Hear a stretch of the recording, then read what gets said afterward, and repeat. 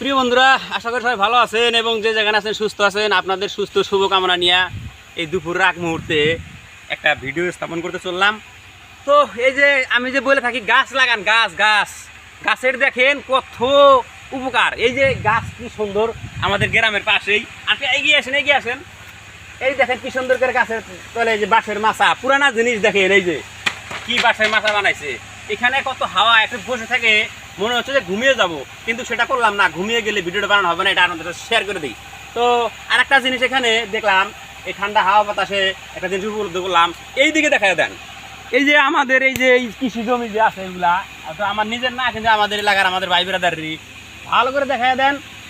একেবারে পুরা এরিয়া জুড়ে খালি ধান এইরকম ধান। আর আমি আমার বয়সে দেখি নাই যে এই এরিয়াটাতে এত সুন্দর ধান খেতে আবাদ করছে, খুব ভালো হয়েছে। তো মাশাআল্লাহ, কৃষকের ধন্যবাদ দিতে লাগবো। আর একটা জিনিস এখানে আর একটু ভালো লাগে বেশি, এই এলাকায় যত কৃষক মানুষ কাম করে আজকে বছর নাই, মানে ধান গাড়া হয়ে গেছে গা, তখন এই গাছটারা এসে রেস্ট করে।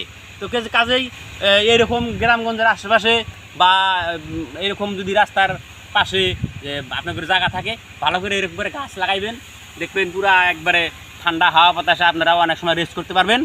আর একটা জিনিস হলো, গাছগুলো বহুত মূল্যবান, একটা সময় বহুত কাজে লাগে, ঘর দুয়ারে বা মানে যে নিজের যে বয়বস্তু বানানোর সময় অনেক কাজ লাগে। তবে হ্যাঁ, গাছ যখন মোটা হয়ে যায়, বড় হয়ে যায়, একটা কাটার আগে আরও 2টা গাছ লাগাইতে হয়, তাহলে সেই প্রাকৃতিক ভারসাম্যটা মানে রয়ে যায়। আর এই যে যেটা ধানের এই যে দেখাইলাম, এটা 15বার দেখাই যাচ্ছি, কেউ কোনো মনে করবেন না, কারণ এরকম ধান মানে এই বছর।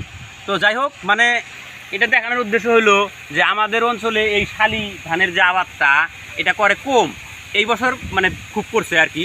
সেই জন্য সারা কোথায় দেখেন ধানের খুব একটা মানে পরিবেশটা যেটা সবুজ আকৃতি ধারণ করছে, এখন খুব ভালো লাগছে। তো যাই হোক, আপনারা ভিডিওটা লাইক কমেন্ট শেয়ার করবেন যদি ভালো লেগে থাকে আর কি। আমাকে সাপোর্ট করবেন, ইনশাআল্লাহ সবাই একটু সাপোর্ট করবেন আমাকে, মানে বহুত চেষ্টা করে আসি। আপনাদের সাপোর্ট পেলে আমি এগিয়ে যেতে পারবো আর কি, এটা আপনাদের কাছে অনুরোধ রইল আর কি।